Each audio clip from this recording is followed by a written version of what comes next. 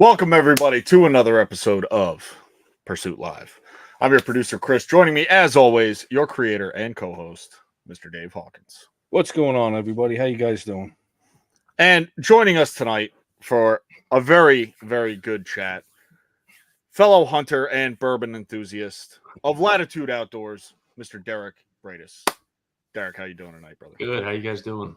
I like the bourbon enthusiast. I appreciate it. Listen, We can't spell it, but we can say it. we know where to appreciate when necessary. Yeah. So before we get started, Derek, I know you're a veteran. As a veteran myself, I would just want to take a second and say thank you for your service, brother. No problem. Absolutely. Thank you. I appreciate it. Like I said before we get on here, it was National Guard. It was I like to tell people, it was the greatest hobby I ever had. It was great. It was fun. Thank you, though. I appreciate it, guys. Absolutely. Absolutely. Thank you. All right. Well, what do you guys say? You want to just dive right into this? Why not? Like we always do, right? Let's hit it, Dave. All right, Derek. So it's going to be me and you in the beginning here, buddy. What we like to do in the first segment is we kind of like to break down our guests. A little bit of the personal background. You know, where do you call home? What got you into the outdoors? What got you hunting? Whatever it is that, honestly, like I said, it got you outdoors. It kind of puts you onto this journey where you're at now. Yeah. So I again, thanks guys for having me on. I really appreciate it. Means a lot. I always love talking hunting, talking about what I'm passionate about. I thought this was a vegan environmentalism show, guys. Like, That's the wrong place. Wrong channel. Oh, listen, Wrong help group. I don't shoot beer anymore. I just film. There you go. That's next door. Wait a second. This was the organic meat show. There you go. All right, so I am in the right place then. But yeah, I grew up in southeast Pennsylvania, about 25 minutes to a half hour outside of Philadelphia. Grew up there till 3 years ago. I currently live in Ohio now. I got in the outdoors from my grandfather and his brothers, so I guess you call them my great uncles. But I was blessed. I had my grandfather just turned 70, so he's pretty young. So he was young growing up. I had two dads pretty much growing up as a young kid. Right. My dad didn't hunt. Really? I skipped a generation. He still works his ass off. He's the hardest working guy I know. Just never had time to even really have a hobby. Okay. My grandfather got me into hunting. His brothers, we had a little deer camp up in northern Pennsylvania. Just started going up there gun hunting with those guys. Yep. More fell in love with, and it kind of puts where I'm at now. I mean, I loved hunting and all that setup, but I'm real big into tradition. I fell in love with the tradition of it. And, I was more excited about the build up to going up north than the actual being there. It was just being there with them and hearing the old stories. And I wanted to be able to create my own stories one day and tell those. And the drive to keep pushing into the outdoors on my own was more for that. It's just I'm constantly chasing memories, whether it's with a buddy or just by myself. So then I started bow hunting when I got a little older.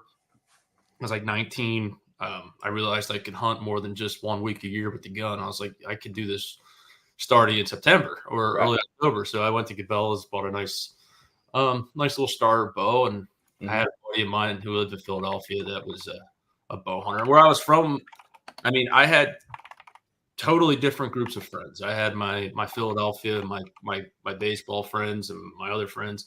And then I had my small number of hunting friends because it wasn't a lot of hunters where I was from. So it was, and those friend groups never crossed paths ever. Really? All right. I had two sides of Derek. I had, my regular Bucks County, Philadelphia side, and then my hunting side. And I met with him, and he wanted to get me into bow hunting. So I went up with him, first time bow hunting, and I got lucky my first year. And actually shot a nice little 8-pointer with the bow my first year bow hunting, and it was just pure luck. Shot over the deer's back, completely missed, but he just stood there. So I was able to get another arrow in him, and I was lucky to get a shot on him. And from that point on, I was hooked with bow hunting, and I was like, okay, this is different than gun hunting. It's a lot more, it's a lot more involved, and I like that part of it. And I started building that tradition on my side. And then I had a buddy of mine, Kenny, we talked about it before we went live, a kid I grew up with and played baseball with my whole life. We're still best friends. He hunted when he was young, wanted to get back into it, knew I was hunting. And he kind of made a deal with me. He said, "Hey, listen, I got a piece of private property outside of Philadelphia. It's like 30 acres. We can hunt it, but I just want, if you help me get back into hunting, you can hunt it with me." It was kind of like, There you go. So we did that. And then I said, "Hey, I'd love to somehow get your first deer on camera somehow. I don't know how to do that. I never filmed and never did any of that." So my wife, actually, she's my girlfriend at the time, she had a little digital camera that shot video. And I said, "Hey, can I borrow this?" And we perched up a blind. I went to Walmart, bought like a little tripod thing, and we ended up filming. The deer came in, shot the doe, and it was amazing. And then we went to made a little video on my phone on like an editing app. We went to like a local bar, and we're just sitting there just like kids, like just watching it over and over. Yeah. Oh, yeah. And from that point on, I was just like, wow, okay, that was sweet. Seeing the look on his face, rewatching that, even though it wasn't my deer. And but, hey, I mean, I want to continue doing this. And then so I upgraded cameras a little bit. Still nothing crazy.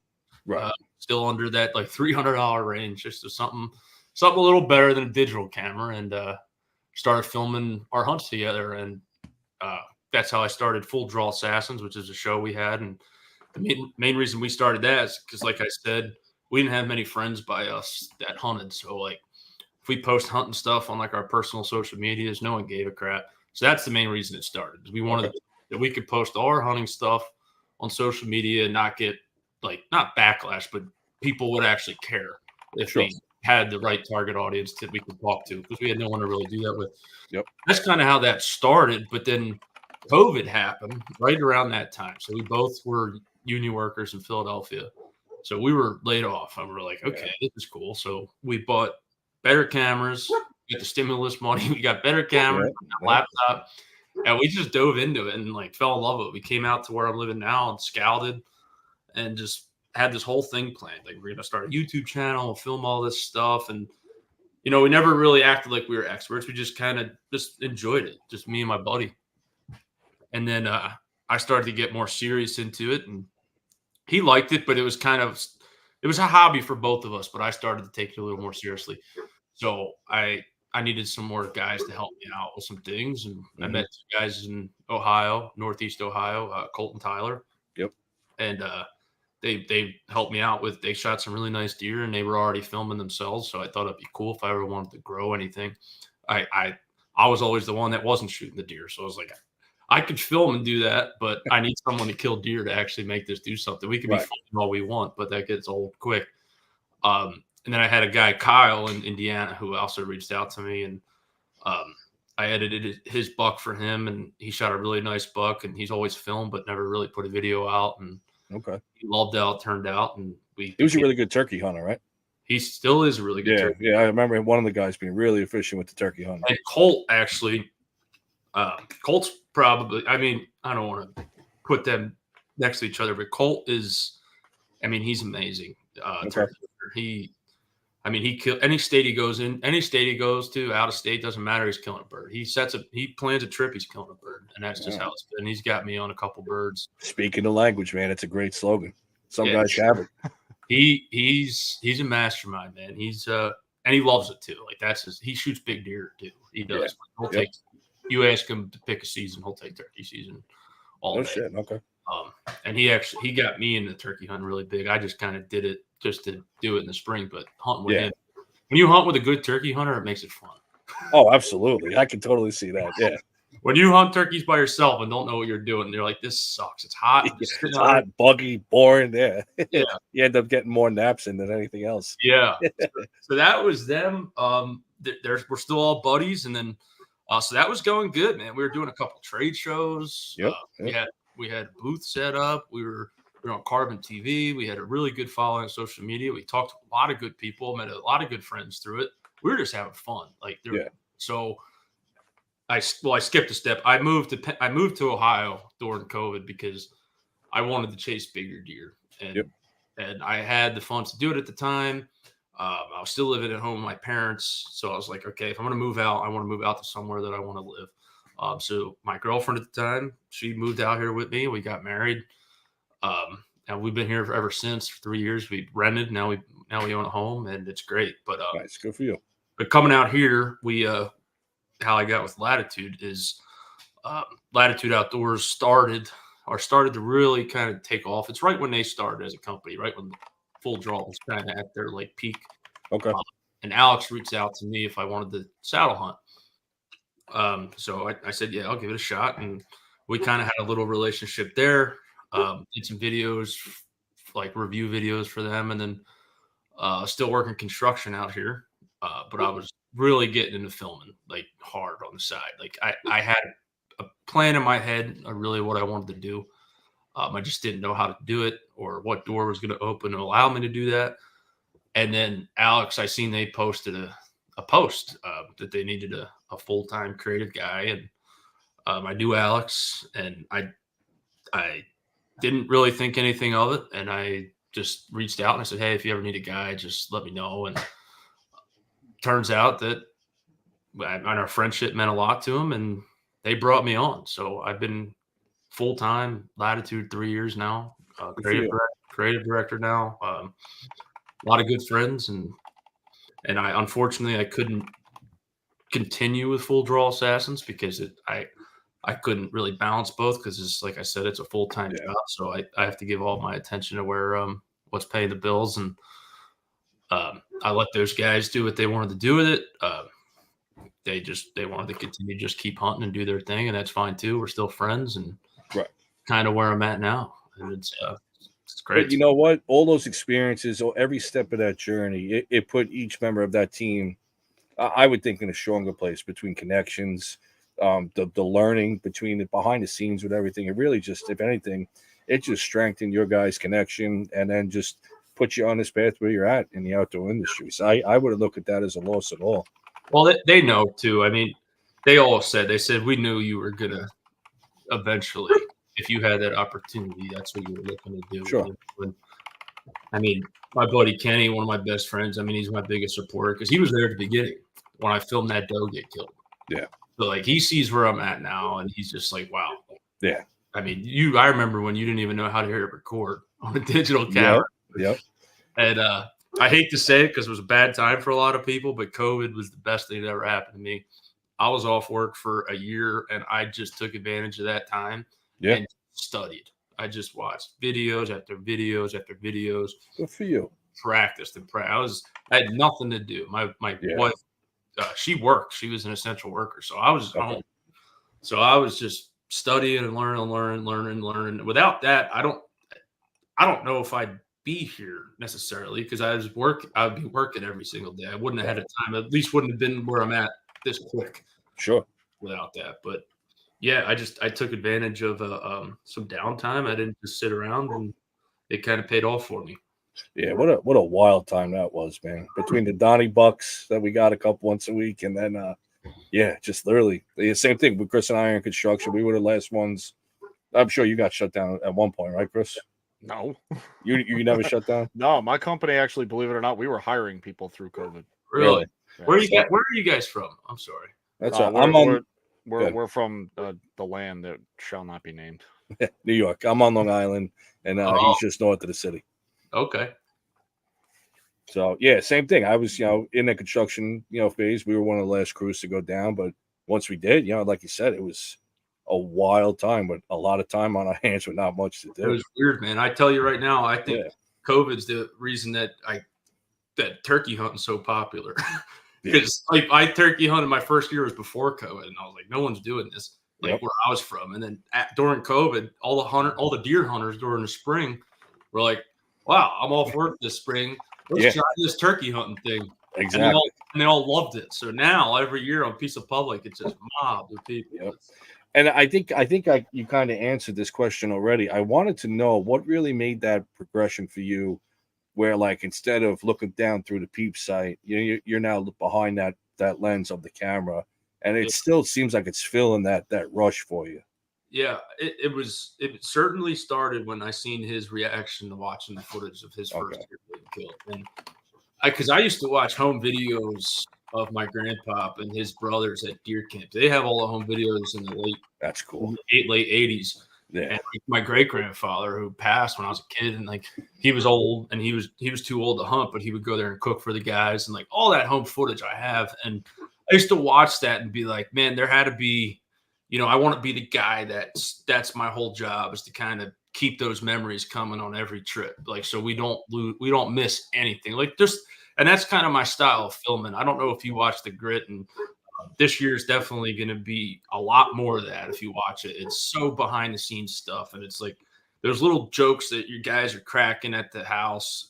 Like, that's the stuff that really makes me love hunting. Like the in the tree stuff, that everyone kind of does that. You kind of have that, but that little camaraderie between actual friends, and they're the memories that you think of when we're old guys sitting around. We're all going to talk about that deer we killed, but you can't talk about, well, remember when such and such pulled his bow back and the release shot off, and Right. Exactly. that's the stuff I want to get on film, because And you had the camera rolling without a doubt. Yeah. Well, just so you know, Dave, when we're all 80, believe me, nobody is forgetting about that fucking telephone pole. Oh, I know. Chris, I will give Chris credit. The camera is always rolling, and I've taken a page out of his book, and I've learned without a doubt that something that you may think is just either B or C footage, you could scrap a really awesome piece of footage out of it, man. And sometimes it's A footage at that point. You don't realize it in the moment. Yep. Without a doubt, that camp mentality, no matter how many guys, men or women you got, whether you're sitting around the campfire, you're around the breakfast table, one guy's struggling out of the bunk because he was up too late the night before party, whatever it is, like just those core, just the raw in the moment memories. Yeah, and I still go up to my deer camp. Now it's not my uncle's or grandfather. He stopped hunting, and it's just a bunch of. I found a camp, and there's like 30 of us up in northern PA, upstate, and they always joke that I'm the last one to go to sleep, the first one to wake up, just because I don't want to miss a second. Like I'm so in the moment. Like my wife is always, I'm always wanting to do crazy stuff. Like I want to go here, I want to go here. She's like, well, we can't do that right now. I'm like, I want to be that old guy at the bar that has all these stories for the young kids. That's how and I'm in that moment now where I try to think about it now for the future. Because I used to love surrounding myself with guys like that. Like one of my best friends of all time, he's 78 years old. He goes to my deer camp, and he's one of my best friends. I can sit and talk with him for hours just because I like to hear the same stories too, over and over, the same one. Yep. But they don't get old because I just love hearing them. And exactly. I just want to be able to have those stories one day. Dave, I just want to let you know that when we're sitting at the end of the bar, we're going to be the old guys that still want to hear the young guys' stories. That's true. I'm holding. Well, and again, with you with the camera always rolling, whatever phone or camera you got rolling when we're 80, it'll be interesting. How do you work this thing? Yeah, or Elon's got it planted in us already at that point. Yeah, just got to blink our eyes. Yeah, exactly. I've been saying that to Alex for a while. So it's getting cold out there. They got to get some virtual reality camera. I sit in the truck. You just set the camera up, and I'll film from the truck. Now you're talking. Now we're talking. Producer Chris, we got anything going on Instagram as far as any questions yet? I know there's a lot of chatter going on. Yeah, you don't want to know what's going on in the chat. I see a lot of inside jokes. You don't want to know. What else is new? What do you got, Chris? Let's get you into the mix here a little bit. All right. So listen, I asked the hard questions, so I'm gonna preface that right now. All right. So first and foremost, what's your favorite camo, and why is it Sitka Subalpine? Okay, I'm gonna go 2 reasons for that. Sitka is Realtree is my favorite pattern. For one, Sitka. So before I started filming full time, I wore First Light, Osseo, Realtree. I wore everything. The reason I switched to Sitka when I started filming was because just the variety of stuff they have. We hunt Nebraska, we hunt Wisconsin, different temperatures. They were the only ones that I really looked into. It had nothing to do with the pattern or the brand. I needed a variety of different things for different functions. Because we're hunting public land, hill country. I need something that I could take off quick when it's getting hot and then put it on. And I found that with Sitka, that they just had the layering system for me and the comfortability. That's it. All right. I just wanted to make that clear. I'm a big Sitka guy, and everybody rips on me about it. So it looks freaking cool, man. I haven't been disappointed with it. I was a Sitka denier for a while when I was younger. And then I got a piece in my hand. And even big full draw guys, they all wore Sitka. Mm-hmm. And I used to give them shit about it. And now every time I post a picture, they're the first ones to comment on it, like, "Oh, look Yeah. at I never Yeah. thought I'd see D-Rock and all this sick of gear." And I'm Exactly. like, "You got me." So Chris's brand is Only Bows, and over time since we've been working together now, he's acquired the nickname from me, Only Bougie.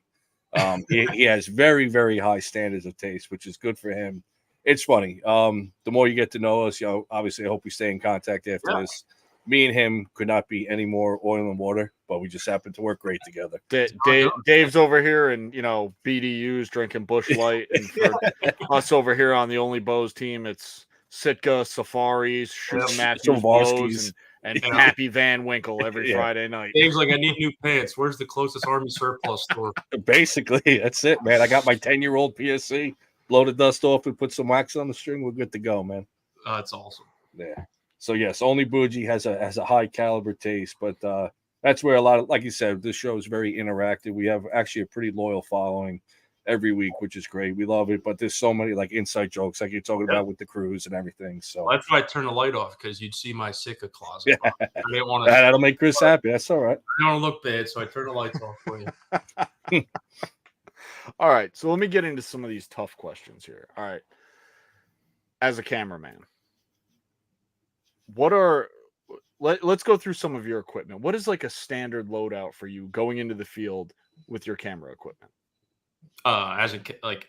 Just camera equipment. Yes, stuff? just camera. If you're going out just as a cameraman, what's your standard loadout? It's actually not that crazy. It's I got 2 Sony mirrorless cameras, main angle that I'm running all the time. Then I got my secondary angles, another Sony mirrorless, a GoPro that I use to film myself while I'm filming, which is something new that we added this year, and I'm glad we did it because it really adds a really cool piece of the puzzle. Yeah. In the communication between me and the hunter, and a drone, and wireless microphones. That's it. Super simple. I don't use a camera arm. I'm like in like that rare breed, Really? I guess. No, I freehand everything. That's cool. All right. Well, I mean, I think, and this is, I use a camera arm personally, but I could see that if I'm filming for somebody else, I'm gonna want to get the angle that I want. If I'm self-filming, obviously I can't. Yeah, so I used the camera arm my first year filming for Latitude because that's just what I thought you had to do. I never did it professionally. I just did it for Full Draw Assassins, which was essentially just another hobby of mine. It was nothing crazy. So I was like, okay, I got to get a camera. I did everything. I got the 4th hour camera arm. Like, this is great. This is awesome. Then I realized real quick that, the way I think it just really goes to the style of hunting we do. We're not like, we don't have like properties that like we're watching. Like most 99% of the hunting or 90% of the hunting we're doing is public land. So we're just getting into these spots we've never been to before. We're rarely hunting the same place once. So like we don't know where these deer are coming from. We have an idea where they're coming from. So that matters to where I'm setting my camera arm up with a hunter. Self-filming is different. So there was a lot of times where the deer were coming in completely in angles that I couldn't get my camera arm around. So I was taking my camera off the camera arm a lot. So then going into last fall, I just said, I'm just going to scratch it completely. Mm-hmm. And it's also lighter carrying in. I'm not going to carry anything. And you just got to be the first, like you get the first year, you've seen a big deer, you get, as a hunter and me, I'm getting excited, but I kind of got over that because I know it's my duty to get a good film. So I can self-film now, or I can film now without a camera arm. I feel more comfortable doing it. I have 360 degrees. I can move wherever I want. Mm-hmm. I can get photos that way. It's a lot easier for me. Are you using like the bridge on your saddle at that point to kind of brace yourself or lean against the tree to help stabilize? So I just have this right here. I just use one of these, and I have this over my neck, and as long as you're pulling it tight, the camera's stable. Okay, simple enough. Yep. And like you said, you gain a couple of pounds of gear. You don't have to bring, because that knuckle, that bracket. Yeah, I love the 4th hour setup. The only thing I told Chris is, man, his shoulder mount it's got to be like 5 pounds. It's a bulky little piece of equipment. Well, that is a big deal, and if you watch the first year of Grit versus this year, is by the time I'm done setting up my camera arm and stuff, my hunter Alex, who I'm with all the time, he's already set up in the tree because it takes me But now that I don't have a camera arm, I'm up and ready to go. I can get all that footage of him setting up in the tree. Right. And we had a couple times last year where a deer was coming in, and I'm setting my camera arm up. My camera's still in my bag. At least when I'm climbing, I just got to reach in my bag. I'm ready to go. My camera's there. Okay. I mean, if I was hunting, like if we're hunting a nice piece of private or something, then I'd maybe throw the camera arm out there just because we kind of know where these deer are coming from. We got history or something like that. But just the style of hunting we're doing, I kind of had to adapt to make it easier for me. Sure. Okay. Now, are you normally in a saddle, or are you guys trying to do 2 hang-on stands together? We're saddles all the way. Or everybody's all saddle. I guess that's the best bet for what you got going on. Yeah. I probably should have mentioned that's another S that only Bose lives by, and we finally got Dave into a saddle. So yes, it'll be my first year saddle hunting, and I'm looking forward to it without a doubt. Well, saddle hunting's the main. When I did full draw, the main thing we were excited about was filming out of it. I mean, like because we use tree stands with full draw assassins, and I didn't as the camera guy. I would use so we didn't have to hang 2 sets now. You have one set, and then the camera guy brings the saddle and platform, use the pre-hung sticks, and just we can have a camera guy in any tree now. Right, makes sense. Okay. All right. So, additionally, what would be, maybe not ideal, but what would be a good setup in your opinion as a professional cameraman for somebody who's just getting started? Yeah, I mean, the first question you got to ask is why are you filming? If you're filming just for yourself and your friends, and it's not going anywhere, you just want it for fun, just get the cheapest gear you can get and just learn how to use it really well. If you're trying to start a YouTube channel or anything along that lines, I'd go with like a Sony A6400. It's a little cheaper mirrorless camera. It's not cheap, but it's on the cheaper end of it. That way you can take photos, you get really good 4K video. And if you're self-filming, obviously you do need a camera arm. And it's not really it is the equipment to a point, but whatever equipment you have, make sure you learn every single thing that you can do with that piece of equipment. And then when you outgrow that camera, then you go to the next one. I first advice would, if you're starting filming, you've never done it, don't go buy a Sony A7S III if you've never touched a camera before. You know, I mean, you got to work. I did it. You got to work your way up to be able to handle one of those and know what they do and get the full capabilities out of it. All right. Now, in addition to gear, what are some beginner tips that you might have for somebody who's just starting out? If they're looking to get better shots, better quality, shots, what are some things that they should be keeping in mind as they're trying to do either still or video or videography? Yeah, this goes with self-filming or filming a subject. Don't be afraid to fail, because you're going to fail. It's going to happen. Learn from it every time, and start trying to paint a picture with shots and not with words. I know you could explain what you're doing when you're going into a hunt, but try to capture it to where you can watch that and know what's happening without having to say what's happening. And, an example is it's raining. Get a shot of the water dripping off a leaf or something. It's raining. You didn't have to say it. If it's hot, get a shot of the sun glare on the tree. Kind of just paint that picture visually. That's a really good tip that I could give. I wish I knew that starting out. I thought when I had to film myself or something, I had to just talk and do the interviews like Waddell and all those guys. Like everyone's done that. But if you could paint the picture without having the words in there, it goes a long way. And when you're starting out, I did this. It's totally up to you, but don't not shoot a deer because you can't get it on film. Right. If the deer comes out and the camera's not right, shoot the deer. You'll learn. Just know next time. That was me last year. And I did that. Videos of pictures when it's on the ground. Yeah, you gotta. It depends what you're trying to do. Don't not shoot a deer because you can't get it on film. You'll get it. It will happen.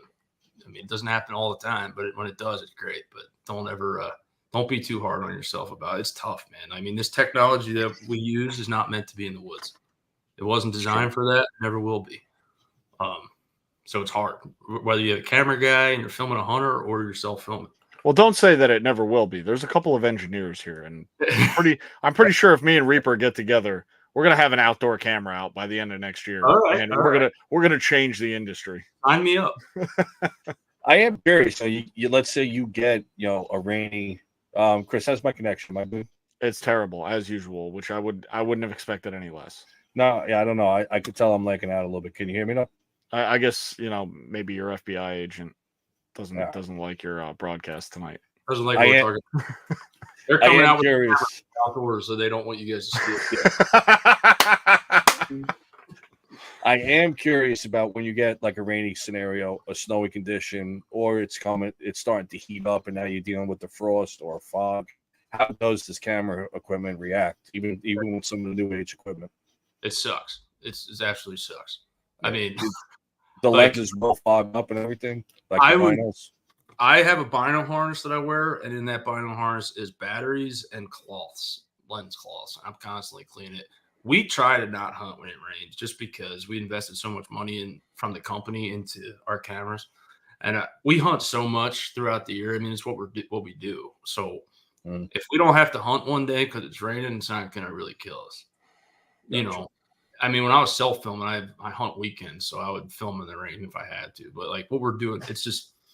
This stuff's too expensive, and it holds up a little bit, but I mean, we could just hunt the next day. Okay, fair enough. It's tough. I do have rain guards. They're loud as shit. They're like plastic bags, so it's like, double-edged sword there. Sure. Quieter rain guards. I got a few chemical engineers. I'm pretty sure we can figure this out. Hey, listen, Jake Bush had a great idea. No one's done it yet. You know those little hats that are like umbrellas? He said if you get one that has a hot shoe mount that goes right on top of the camera where the microphone's supposed to go, it's like a little umbrella. I haven't seen one since, so you guys can hop on that. There you go. You're gonna see it by November. Working with Latitude now, has that opened your eyes to anything? Have you seen something like specifically working with them where it's just like, holy shit, like I would have never had a chance to do something like this until I joined their team? Yeah, my first day on the job. Yeah, it was that quick. Okay. My first day on the job was Nebraska, and Alex shot a giant velvet buck. And wow. Okay. Yeah, shit got real. I hunted Pennsylvania and Ohio, and the biggest deer I've shot was like 122 inches, and the biggest deer I've probably seen while hunting was like 140 inches, and that was like that was a giant. So like to see that happening and to film it and actually see him kill it was like, okay, this is real. I did have a moment. I'll never forget this moment. My first day on the job, we were out to Nebraska. We were camping at a campground, and I went to the bathroom. I was in the shower, and I was just sitting there, and I was just like, I'm like, what am I doing? Like 3 months before this, I was hanging drywall. Like, this is crazy. Is this what it feels like to do? Like, this is nuts. This is what I'm doing. Like tomorrow, this is what I'm doing. Like, this is my job right now. And that was a pretty good like moment that I'll never forget that moment. Nice. That's cool. But those guys are like, we're all best friends now. So it's like, there wasn't really an eye opening as to like, I don't know. Besides the deer, everything else is fine. I mean, those guys are awesome. They're not like corporate guys. Like we're all just hunters, Now we did have a question in the chat here. Somebody finally broke the mold and asked a question instead of the usual chat commentary. So Nighthawk Pro Gear actually asked, now how do you stand out with all the outdoor filming companies out there? So really, like what do you do, or what can you do that would set you apart from anybody else? Me personally, or is he asking like for him? I guess you. Yeah. I mean, I don't pay attention to a lot of that. I mean, my biggest critic is myself, and this sounds so cliche, but like the only person I compete with is me. It really is, especially because I'm at where I wanted to be in life. Like I'm not competing with anybody right now. I'm just trying to make the best show and the best memories for the guys I film for. And if they're happy, the viewer's happy, I'm fine. I'm not trying to be this guy that's like going to sit here and tell you this is how you have to do it, because I didn't know how to do it. I just kind of learned. I learned my own way. I didn't go to school for this. I was hanging drywall 3 years ago. Like I just found something I loved and I went after it and I got it and just been kind of sticking true to myself, staying humble. I'll give advice. I'll answer people if they have questions, but standing apart, I think standing apart is just the number one thing is just be you, stay true to yourself because no one can be you. So if you're trying to constantly chase somebody, you're always going to be second place, especially in this industry. If you're chasing people, you're going to be second place. If you chase yourself, who knows where you can go? I mean, that's kind of how I look at it. I look at guys, there's a lot of talented videographers and editors out there that I look at their stuff. I'm like, wow, that's great. But I'm not going to hop my computer and try to replicate that. Right. You know, right. There's a lot of times I want to. I'm like, damn, that's good. I know how to do that. I just didn't think of that. And I won't do that because that's what they did. And I'll just try to do something crazy. Sometimes it looks like shit and it doesn't work. And sometimes it works. And just stay in your lane and you'll be good, man. The people that you want to watch you will watch you. Right. Well, I guess the good news out of all this, there doesn't appear to be a lot of competition in the outdoor waterproof camera market or the, camera umbrella market. So yeah, you guys got that all to yourselves. I'll shoot the commercial for it. We'll work it out. There you go. So this is a team effort here at Pursuit Live. We all, everybody here in the chat watching live, listen, this is a multi-million-dollar idea, and we could all be living the dream. We're going to sell 10 the first year. Let's make this happen. I feel like it's going to be something simple, like all these outdoor waterproof bags. And a guy like me is like, yeah, I got Ziploc gallon bags, just double bag. Yep. Like, I don't know, that works. See, you're cut out of the picture. You're out of the contract. You weren't paying attention to the ideas and what we got to do. Nah, you're done. Well, I'm replacing you with Squatch. Good luck. I was curious, and you even mentioned that again. Like, is there another videographer in the space, the outdoor space, where you actually almost admire or you look up to some of the work that they're able to create? Yeah. I don't have like a specific guy. I'm like, oh man, that's who I love. There's just so many talented guys in this space. Okay. Samuel Moore, I really like his stuff, his social. I really like him a lot. Bunch of freelance guys that I talk to. There's just so much talent, man. It's a great time to be in the creative side in the hunting industry because it's like the hunting industry, creative wise, was so one dimensional when we grew up, where everything was the same. It was the same things, and like no one knew who any of the camera guys were. Like 10 years ago, you weren't having camera guys on podcast. Right. It was just the hunting show on Sportsman's Channel. Now camera guys are starting to kind of, people are like, wow, there is another guy hunting there. The guys, that video is just not appearing. And it's great for us. I don't have a specific guy that I like gravitate to, but every one of them. I mean, if you're out there filming and you're doing what you love and you're putting out some good shit, I mean, I respect the hell out of you. Going. There's so many good guys. So if you see a guy out there on social, whether he has 100 followers or 100,000 followers, if he has a camera in his hand, he's creating content and he's having fun. Yep. That's who I look up to, man. I like that. Dave, let's add that notch to our belt. He looks up to us. That's it. I look up to you guys. I mean, it adds a whole nother element to the hunt. Instead of one person trying to control one body, one set of motions, you got the cameraman who's just as, it's already hard enough. Now you add another body in there trying to slowly maneuver, get the shot on film. Like I said, it's not easy. Now you add that archery into the mix, let alone forget it. I mean, to get it done, a lot of things have to go right. I will say couple people I look up to. Not like anybody who's freelancing right now, like full time, like they freelance and they work from company to company throughout the fall. Man, I never freelance, so I talk to guys who do freelance. You never know where your next job is going to be, but that's your living. You're just filming for guys. I mean, those guys, they're constantly on the road. They're working with different people this week, different guy this week. I mean, that's hard. I came into the industry blessed to work with a company full time. I never actually had to do that. A lot of those guys love it. You do really well for yourself. But anyone who's like freelancing too, that's a whole different ballgame. You got to actually know business. That I don't know. You're right. I talked to Chris about this, and then I'll let you go. This is the last thing on my list. Chris and our other teammate Rob was a big proponent of me actually getting a camera in the woods with me, and to whatever extent filming. And I got really into it last season, and I was so glad I did, because I was able, like you said, the amount of footage that you don't realize what you're capturing in the moment, mainly during the downtime. It's just you come back and you start looking at it, and like how you touched on in the beginning, it's all these memories from the stand and hours in the tree, but it's that raw nature experience that you get to share, and it's just watching all these animals in the natural environment, or it's a doe with its fawns coming in that you're not targeting. So you pick up the camera and you just enjoy the experience with the camera. And there's no looking back for me now. I keep my camera in my personal truck with me everywhere I go. Yeah. It's almost changed like how I look at things, even just while I'm driving. I'm sure it's affected you similarly. Yeah, stories too, man. Like I was telling you about my buddy Sully, the 70-year-old guy. I mean, he tells me all these stories, but like, can you imagine if he was able to film some of those stories? Right. To be like, oh, that big buck that I missed, that deer could have been like this, but he could say big buck, and exactly because he told me, But all the footage don't lie, Saul. That was 100-inch deer, man. It wasn't a giant. What are you talking about?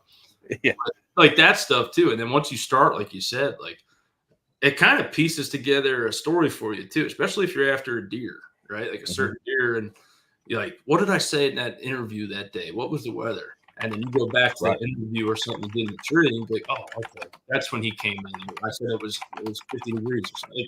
Even stuff like that helps you too. Right. It tells a story that you don't even know needs to. It tells a story for a story you don't even know needs to be told yet. If that makes sense. Yeah. Like filming all that, but you don't know, you might kill a buck of a lifetime at the end of the year, but you have all that leading up to it that you don't even know if you're going to need that stuff. Exactly. Well so said. we did have a couple questions, and I definitely don't want to leave these out. What are your recommendations for night shooting? Night shooting? Yeah. Like filming? No, like jack and deer, like spotlight.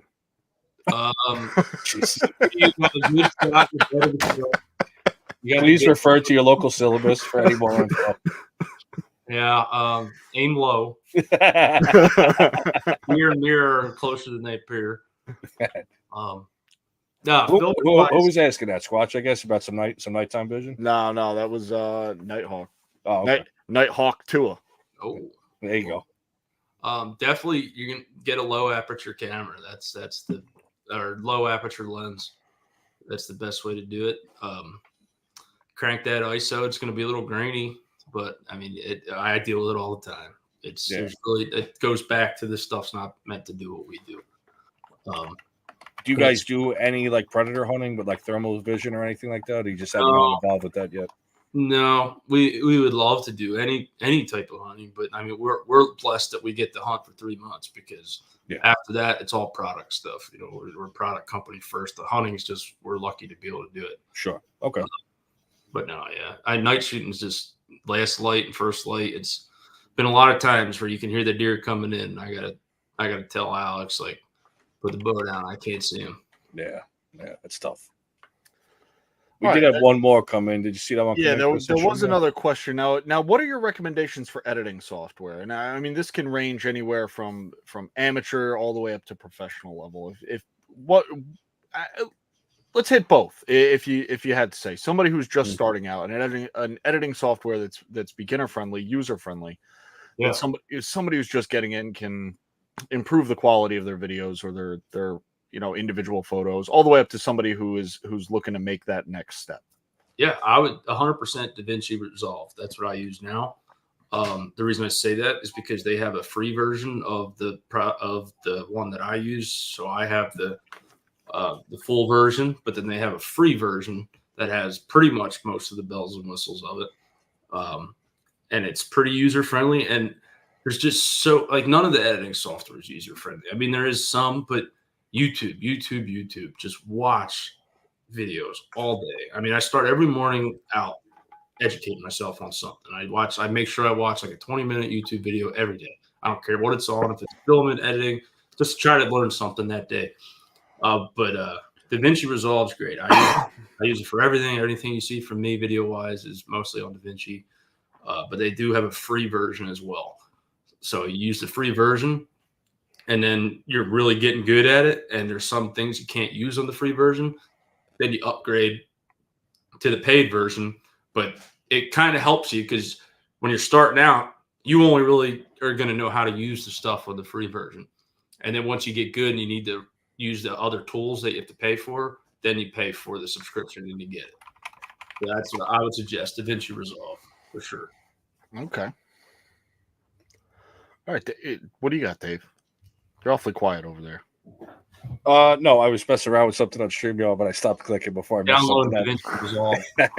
up. So Backcountry PA Hunting and Fishing Podcast, they had a question: DJI Action Cam or GoPro?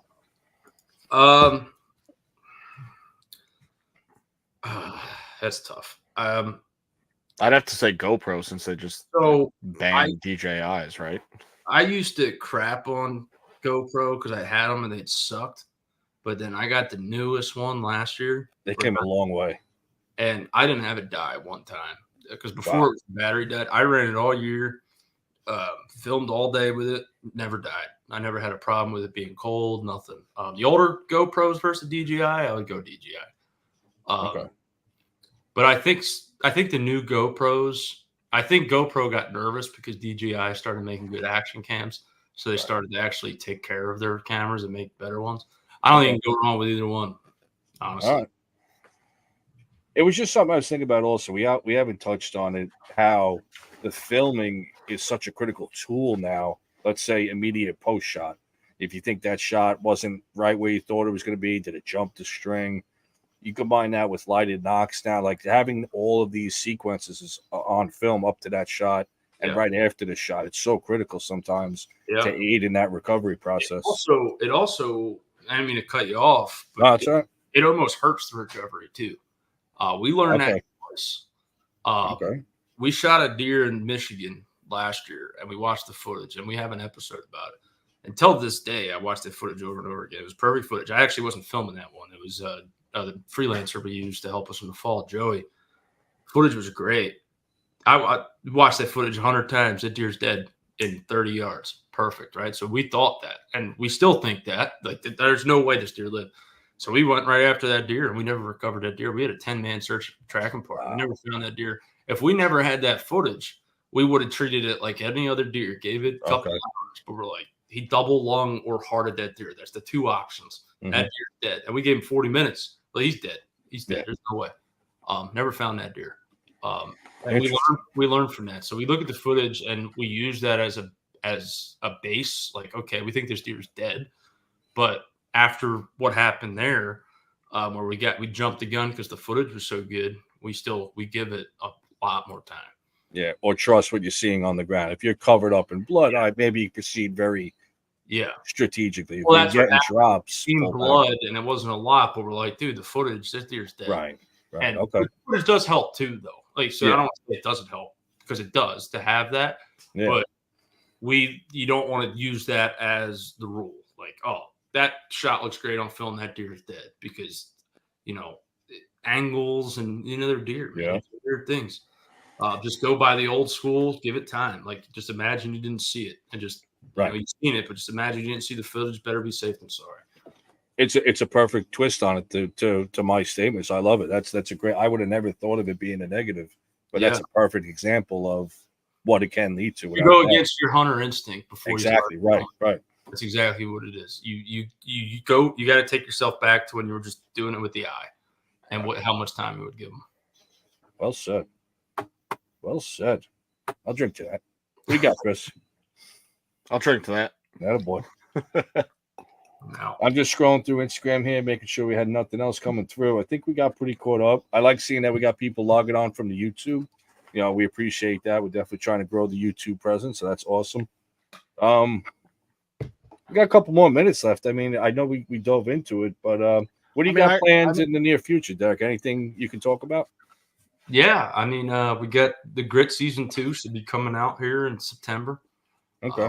Grinding away with that. Aaron C from the Fall Podcast, he's full-time with us. He's one of our editors. He's killing it. Alex is helping write the stories. We're kind of all three doing that together. And That's coming up. We're excited. I actually just packed my bag today for Nebraska. We leave there September. Going to Nebraska, and the cool thing about filming is I can draw a Kansas tag 2 years in a row because I'm filming. I'm not hunting. I filmed a guy in Kansas last year, and now another guy on our team's drawing this year. So I got to go back 2 years in a row to film. Cool. So we're going to do a Nebraska Kansas combo early season trip. Nice. Really excited about that. It's just a bunch of new products coming out. The show we're so excited to drop because it did really well the first season, but this year, I mean, it's going to be good. I mean, the first year we didn't know what we were doing. It was just me hopping from hunter to hunter. Never did it professionally, and now we kind of figured out what we have to do, and we had a great year. It was amazing. I'm so excited to see that stuff come out. It's going to be awesome. Good. But that's about it for me on that side of it. Okay. All right. I do have a question for you, and I ask this of everybody. So, what are 3 things that you have to carry with you every time you go in the woods? A camera. I mean, besides that, normally I tell people like you can leave your weapon and your license out of it. Okay. On my cell phone. Does that count? If you want. No. 5-hour energy for sure. I don't go in the woods without a 5-hour energy. I take that in the woods with me at all times. This is a tough one.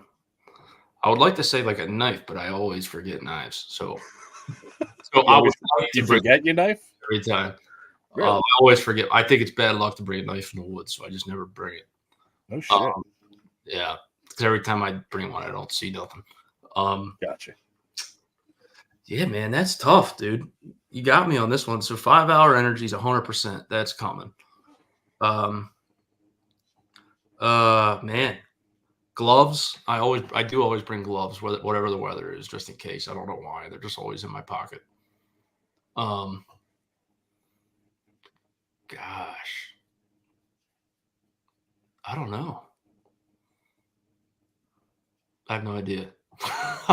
Besides my camera. I mean, maybe this help you out. Do you run binos at all, or do you use your camera at that point? It's hard. It's what I'm hunting. Hunting's different. If you're guitar hunting, it's binos, grunt tube, and gloves. If I'm filming, I guess you could say I always bring backup batteries. Yeah. I bring a backup cord for my microphone, and I bring my drone. I guess that works. Okay. Yeah, no, that's fair. The hunting scenario and the filming scenario, it is apples and oranges at that point. Yeah, and I hunt 8 days a year now, so it's like, yeah, that's tough. Do you wish you could get out there more, or you're that happy with where this journey has put you, where it's all right, that 8 days or so is worth it? No, I'm happy. I mean, because I mean, I'm hunting still, so it's like, you're getting that rush, you're getting out really, there. I get the rush and I get the hunt without any of the stress. That's true. If that makes sense, like that's true. My hunter misses a deer, I got it on film. It's like I'm upset too, but I'm not there. I'm not in that situation like him. You'll sleep all right that night. Yeah. Oh yeah. But then if I don't get a deer killed on film, then I'm the one not sleeping that night. That's true. But no, I love it. It's what I signed up to do, and right. I wouldn't change anything. Good for you, man. How old are you, by the way? 31. 31. Yeah, I knew you were a little bit younger. So you got nothing but time ahead of you, my man. It's gonna be a fun journey. A little bit younger, Dave. He's like 6 minutes younger than you. What are you? Oh, he's 5 years younger, 4 years younger than me. He's like 19 years younger than you. Yeah, I meant that in a positive way, man. Like you're relatively young. You're establishing home. You're married. You got the house. And this journey that you're really getting going now, moving forward. Yeah. The options are endless. I mean, my best piece of advice for a guy trying to do what I'm doing right now: if you're single, make sure you really find the right one. Because my wife, every podcast I got to give her a shout out. Sure. We moved to Ohio. We don't have any family out here. She's from back PA. I'm going for 3 months at a time. She's here by herself with the dog. Yeah. And she understands I'm doing what I love to do. I did that anyways, but now I'm getting paid for it. So That helps. It helps a little bit, but Yes. still, I'm still gone a lot. Sure. Without a doubt. She holds the house down, and when I'm home for like a couple days in between trips, she lets me relax because she knows I'm not out having fun. She knows I'm having fun, but I'm working hard. We're running Absolutely. around, so Absolutely. happy to have her. So always having someone good at home is big if you want to film for a living. Well said. And a smart man to recognize the misses. You learned it. You learned early. She's in the living room. I don't know if she can. Good. No, it's true, man. I actually just talked. I was on a show last night, and I did the same thing. You know, big shout out to my wife, and not only my wife, but my immediate friends and family. Yeah. When you're out hunting 50 times a year, so it's a part of what I'm trying to do. I'm trying to grow as a hunter, and it's a lot of time I dedicate from October 1st to the end of January. I'm gone. They don't see me. They get it. They understand it, and God bless them for understanding. And it takes. You find who your friends are. Your family's your family, but you always just got to do right by them. Yeah. And any time that you can, you spend that time with them to make it worth it. Like you said, it's when you're gone 3 months out of clip, that's tough. Yeah, and my deer camp buddies, I see them once a year for a week, and those guys, man, they couldn't be more proud of me. And I look forward to that trip every year because it's right after we're done, and I get to go there right around Thanksgiving and be around them. And they're just every year like, "Oh, what'd you shoot this year? What'd you see? What'd you film?" Like, "Oh, you were here," and and like them telling me like, "You made it, man!" Like, you did what we all wanted to do, and like, I'm not hyping myself up at all. That's not. But just to hear them from that, it's like I'm making them proud. I do it for them. I'm having a tough day in the woods, and I don't want to get up early to film. It's like I do it for those guys who would love to do this, and they're proud of me. So it means a lot, like you said, not just your wife, but your friends and family that watch from afar. You don't think are watching; they're paying attention. Good for you, man. Good for you. What do you got, producer Chris? Well, here's to being single and not having to worry about any of that. Congratulations. You have a plethora of friends as well. A lot of them go hunting with you, but it's the same thing. It's your commitments at work. Chris busts his balls at work. It's a lot. Sometimes we don't think about it. I know I'm guilty of it. But it's a huge commitment that somebody, it's a sacrifice we make to grow as hunters. Yeah. Even not doing what I'm doing, just hunting, man. Just even when I just hunted for myself, it was still freaking tough, man. I convinced her to move out here because there was bigger deer out here. I mean, I don't know how the hell I did that, but it worked. Well, we understand the sickness. We're down with the sickness, if you would. So we get it, without a doubt. Oh, yeah. Well, we're getting close. I mean, obviously, without a doubt, this was a great talk, man. This is exactly what we'd love to have happen. Just loose, shooting the shit, sharing the passion, honestly. You spoke with a lot of passion tonight, and it's obvious how much you really love what you're doing for a living. And that's about the best combination you can get in this world. So we're happy for you, and we're looking forward to see what you got coming. I appreciate it, man. Thank you so much. We want to make sure we promote you guys. Where can everybody find your content, Latitude, and any links you want to provide? Yeah, Latitude Outdoors on Instagram for sure, and Facebook, latitudeoutdoors.com. We got 2 new saddles. We got the Maverick saddle just came out last week. We got the Lone Star saddle for sale next week coming out. We got our carbon climbing sticks, new platform coming out, packs coming out in the future here, and our new season of grits coming out in September. So that's going to be great. You can find me at D-Rock Create. Most of the stuff that I post ends up on Latitudes anyways, so you can just go there. All right. Producer Chris, you want to wrap us up and maybe hint at what we got coming to end the summer here as far as maybe where we're going? Listen, I can take us out. But Derek, I just want to take another moment to say thank you, brother, for jumping on. It's always nice to shoot the shit about hunting, and it's always nice to do it with a fellow bourbon drinker. So great. But hey, wait, Dave, you're not a Yankees fan, are you? I am. Oh God. Like I said, we're oil and water here. Me and the wife are both Yankees. She's diehard Giants, so we got the Yankees in common. See the New York Yankees, who got all that Jersey money. You got the Jersey Giants. You guys think I'm kidding about living in East Jersey? It's not here. East Jersey. Go fuck yourself. I'm just saying, man. You got that Jersey accent. You're gonna have a hard time fooling me. Listen, dude, the one thing you guys are lucky, and there's one thing I'm really jealous of you is I moved to Ohio from Philly, so I can't get a good pizza, hoagie, nothing around here. I moved out here, so you probably get some hate for this, but I literally drove home to see my parents. They think like I want to see them. I do want to see them, but I'm just trying to get a nice slice. I hear. Get out My here. buddy moved out to Cincinnati, and from being a long time, lifer New Yorker, anytime I go, I either got to bring him bagels or pizza or something. Bagels too, man. Yeah. It's brutal out here. It's bad. It's true. And Dave, don't think I didn't hear that comment last night about the bagels and pizza because Oh, I yeah, don't know I what roasted you. I don't know what you're talking about out there on the island, but It's in the water, my man. nah. It's that Flint water We're we gonna- get we're- imported. listen, we're gonna talk about that a little bit later. Them are fighting words. All right.